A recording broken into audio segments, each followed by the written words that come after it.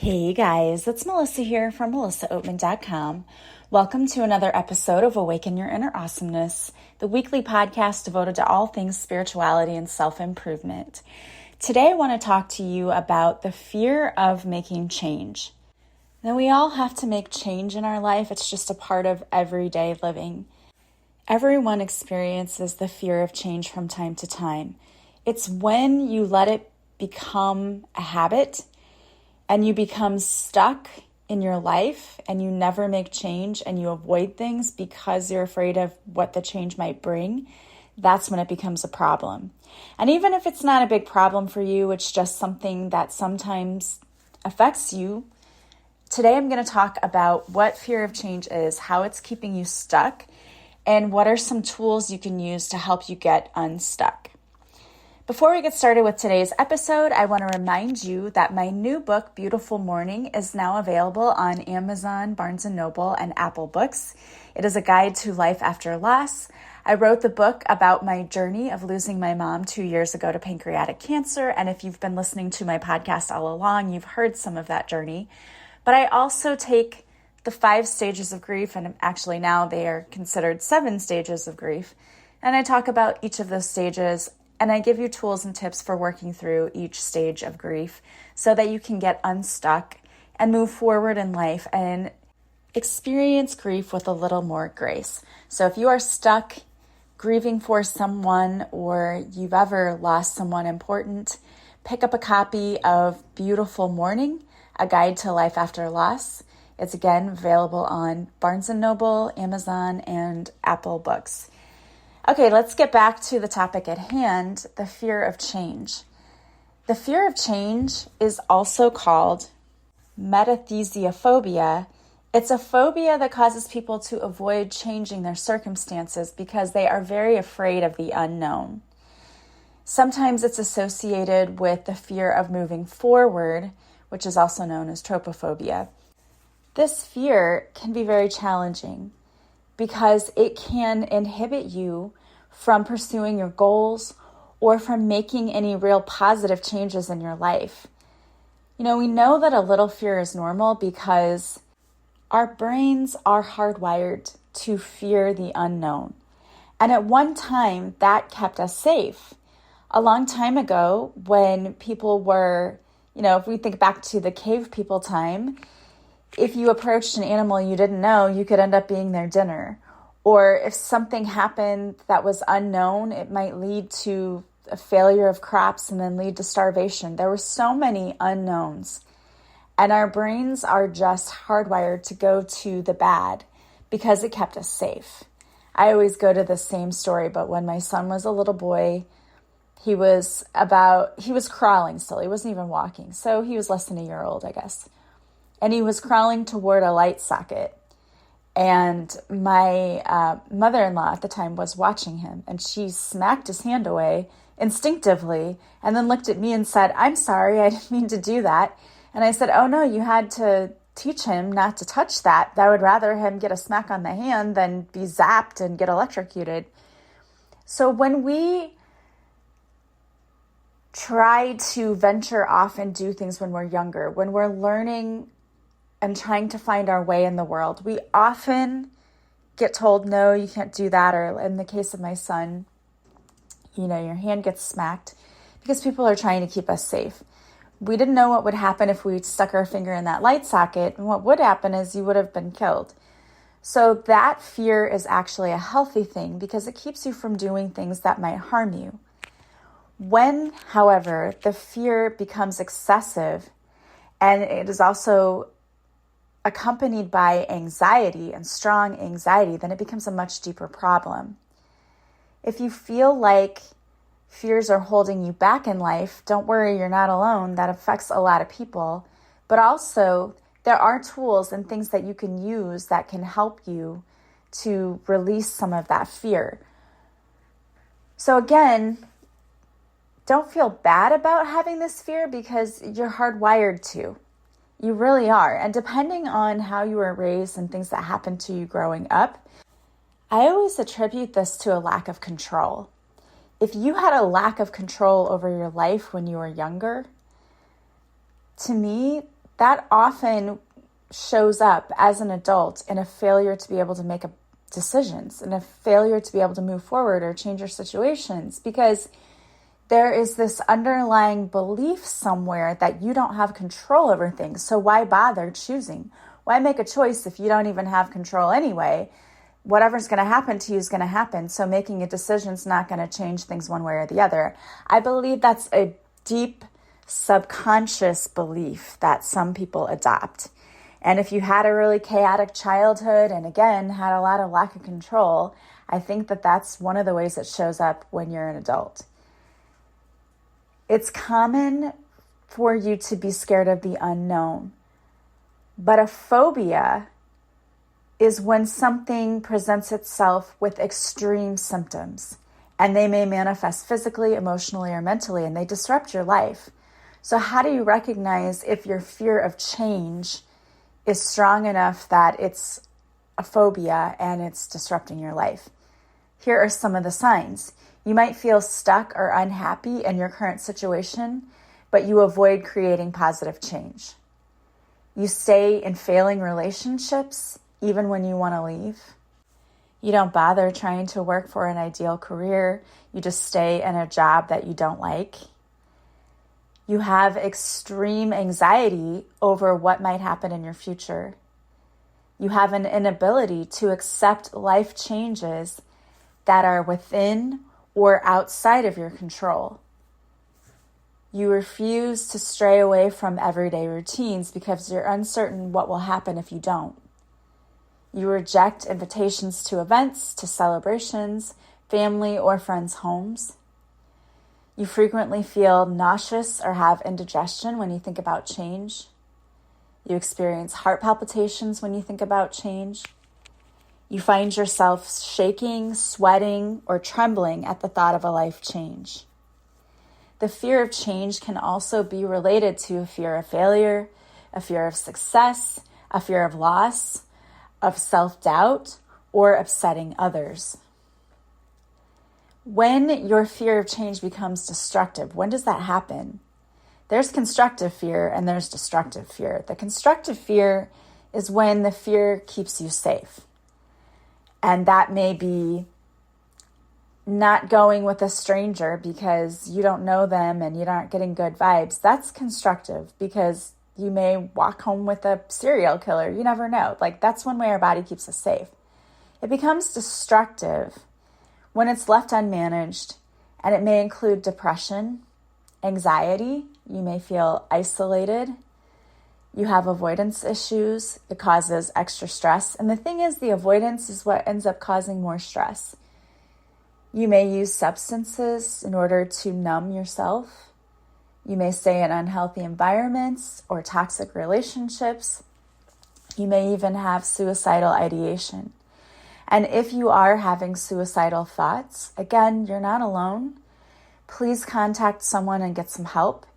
The National Suicide Prevention Lifeline is 988, and you can call them for support. Just call 988 on your phone, and you can get help from a trained counselor, and it's free, and they also try to protect your identity. That's really important.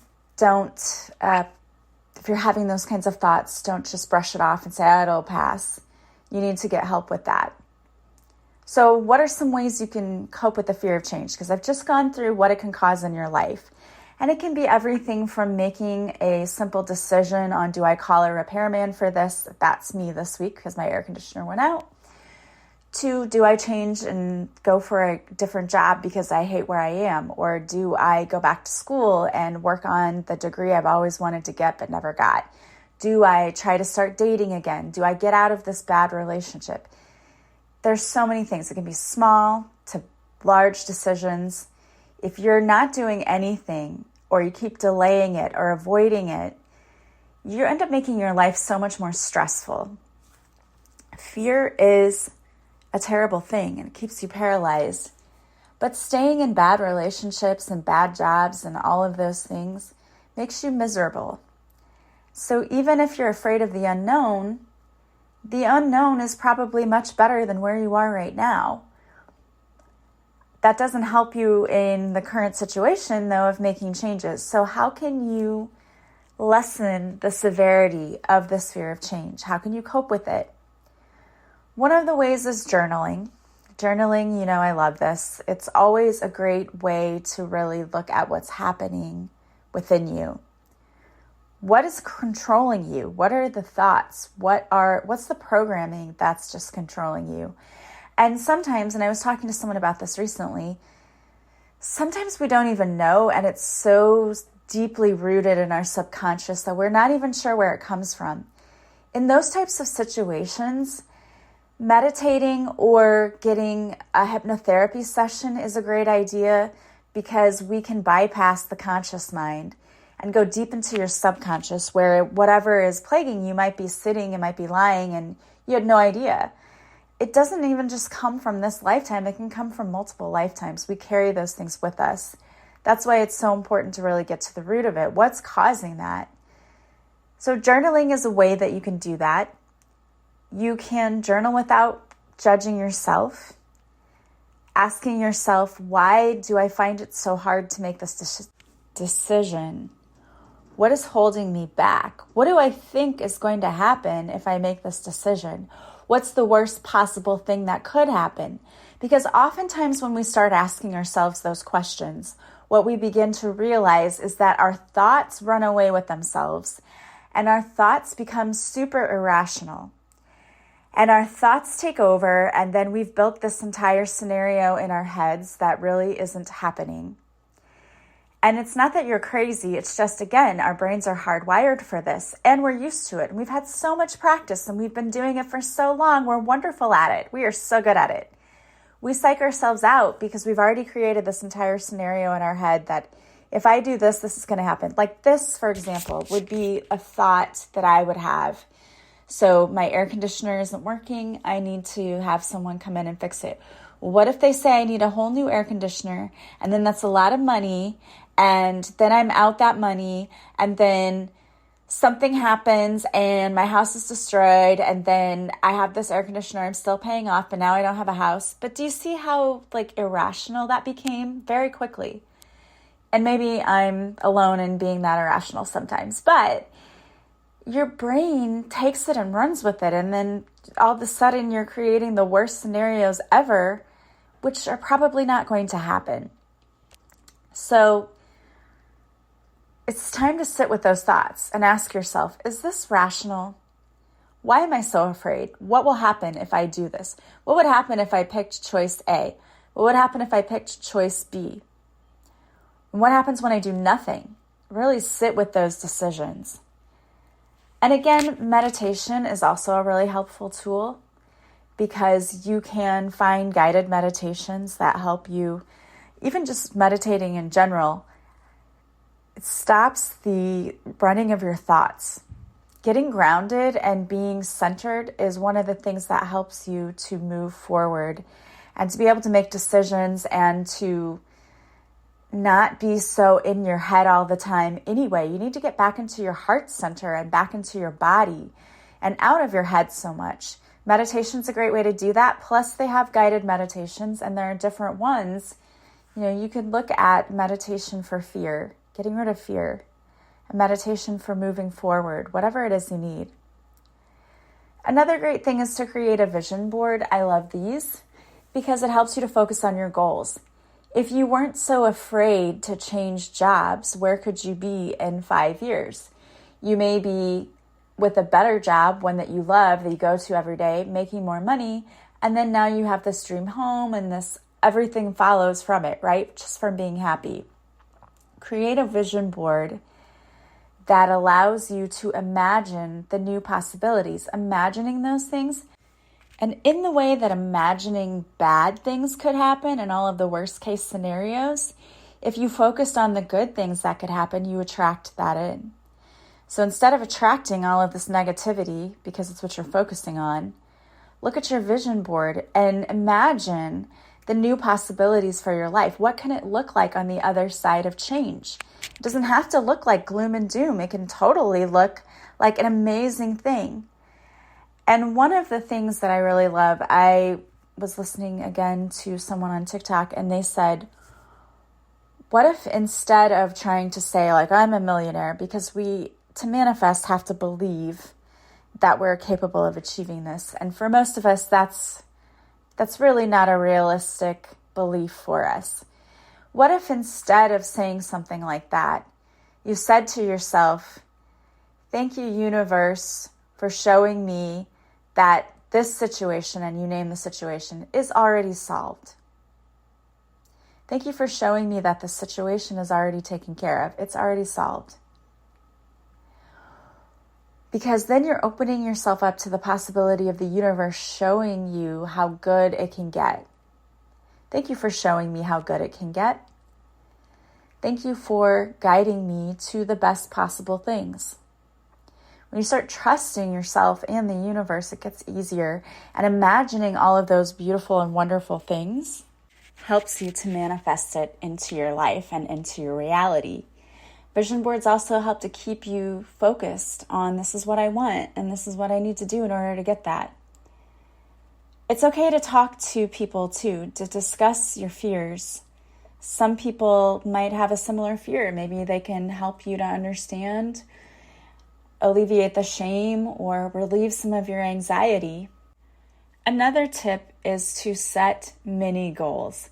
Sometimes if our goals are too big, they feel unattainable to us. But if we can embrace what we can do one day at a time or one step at a time, for example, decluttering a place is sometimes super overwhelming. My kids moved away to college and my son left his room. It was just a disaster. And I was like, oh my gosh, I have to clean this because I wanted to make an office. It was overwhelming.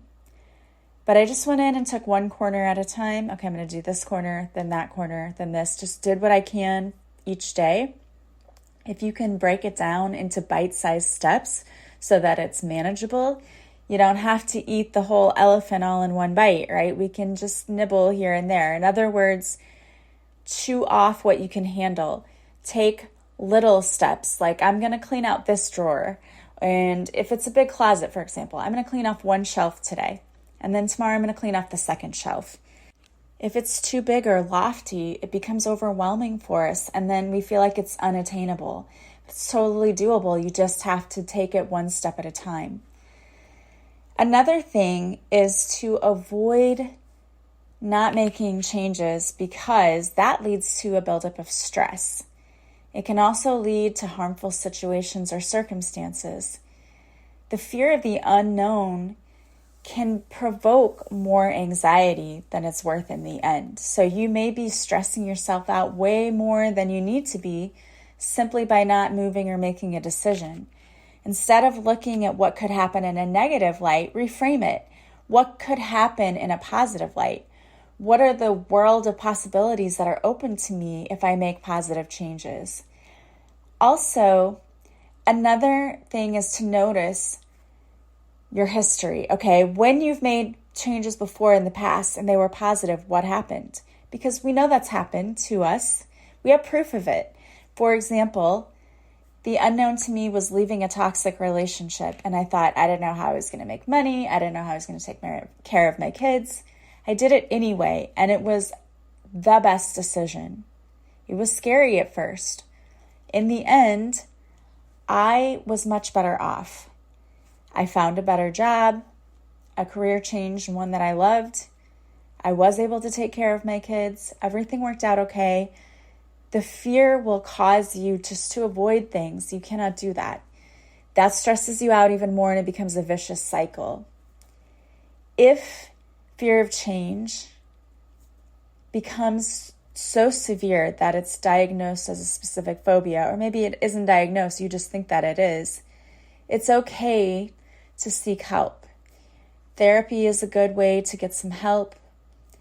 Also, another way, again, is what I believe is super helpful in any situation, which is hypnosis.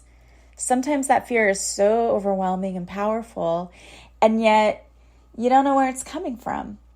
The hypnosis can help you get to the underlying cause of it so that we can reprogram it. Here's the interesting thing. all of this, everything, is about reprogramming the brain. The brain gets stuck in these fight or flight modes or freeze. This is an example of freeze. And you can't move or do anything. It's because trauma actually changes the brain. And when we can do mindfulness and other activities, and you have to do it for at least 8 to 10 straight weeks, studies have shown that your brain can begin to make new neural pathways, and that it actually, what happens when we are exposed to trauma is that the amygdala in your brain, which is the thing that senses danger, becomes heightened and it goes into overload. And then the prefrontal cortex, which is the thing in the brain that says, hey, this is not a threat, begins to underwork. So you've got the amygdala overworking, going, hey, threat, threat, threat. And then you've got the prefrontal cortex underworking, not catching that it's not a threat. And that's when you get stuck in those patterns where, fight or flight or freeze. We have to start reprogramming the brain, and it's totally possible. It's totally possible. When you start doing that and making those new neural pathways, the amygdala can calm down and the prefrontal cortex starts to kind of work again and take over and say, hey, this fear of change, all of these things that I'm fearing, they're not a real threat. Nothing like that's going to happen. I need to chill out. It's the thing that tells you to simmer down now, right? Like, simmer down now. You need that. So we have to really start working on that. And again, the ways to do that, well, any mindfulness practice, but meditation, hypnotherapy, journaling, affirmations are great too. Doing those vision boards, all of those things can help you to reverse some of that fear of change. And again, if it is so overwhelming, then you may need to talk to a therapist or a coach or somebody who's able to help you even more. I do offer one-on-one sessions if you want to work with me. I do hypnotherapy. I also do Reiki, and I just work with people one-on-one. So we just figure out what it is that you need, because every person is different. One thing might work for one person and doesn't work for somebody else. So we try to find the tools that you need that will help you to best heal in your situation. And if you want to work with me, you can go to my website, melissaoatman.com. The offerings page will show you what I have available, and then you can purchase a session online and then message me to book it, and we can schedule it that way. My hope for you is that you do not allow fear to take over and rule the show and run your life, because that is no way to live. I said this in my book, Beautiful Mourning, and I truly believe that it's the real deal. Everything usually boils down to love or fear. And a lot of the negative emotions really boil down to fear. What are we afraid of? We can't allow fear to keep us stuck, because that is no way to live. You can't live your best life if you're stuck in fear and anxiety and paranoia and all of that. It's time to stop and break that cycle and to start living a life that actually feels good to you. It doesn't feel good to feel stuck. And you deserve to be so happy. You didn't come here to struggle and to be miserable. You really didn't. And if you are, then there's something you need to do about it. The change is in your hands. You have the choice. You can do this. Even if you need a little help, that's okay. Everyone needs help from time to time. All right, guys. And if you think my book might help you too, you can always grab a copy of that on Amazon. I wanted to pull a couple of cards for you today just to give you a little guidance. So I pulled some cards from Angela Rose's deck. And the first card coming out is You Are a Big Deal. How can you step fully into your divine power? We often do not give ourselves the credit we deserve. You are amazing. You are a big deal. The action that goes with this card is walk into the room and fully own it. Own this day. How can you make this day yours? And the mantra that goes with this card is I am a big deal. And then you have what do I need to release? When we release and let go, we naturally allow the universe to provide more flow to us. Do you need to release a thought or a belief that is no longer serving you? Inhale and exhale. Let go and lean into trust. Trust your gut. The action that goes with this card is journal what you are ready to let go of. And the mantra that goes with this card is the wisdom of my soul knows the way, and I will trust it. All right, I love that. What are we letting go of? We're letting go of fear, and you can do it. I hope you guys have a beautiful and amazing day. If you would like to follow me, I do readings on TikTok, Facebook, Instagram, and YouTube. I also have guided meditations there. I have a guided meditation for healing grief, and it's a free guided meditation. The link is in the show notes if you'd like to download that. I have so many tools out there that you can use. Just check out my YouTube channel. All of my social media links are in the show notes. I'd love to have you follow me over there. And I hope that you guys have an amazing week. I am sending you so much love and light, and I will talk to you soon. Bye, guys.